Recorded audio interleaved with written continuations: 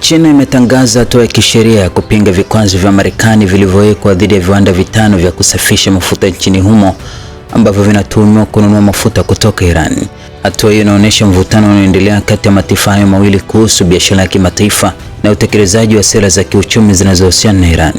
Serikali ya China imeeleza kuwa hatua za Marekani zinaingilia uhuru wa kibiashara na haki za kampuni zake kufanya shughuli za kiuchumi kwa mujibu wa sheria za kimataifa. Vikwazo hivyo vilitangazwa mwishoni mwa mwezi uliopita na idara ya hazina ya Marekani, ambapo kampuni hizo zimezuiwa kushiriki katika mfumo wa kifedha wa Marekani. Aidha, Marekani imeonya kuwa mtu au taasisi yoyote itakayofanya biashara na kampuni hizo inaweza pia kuadhibiwa.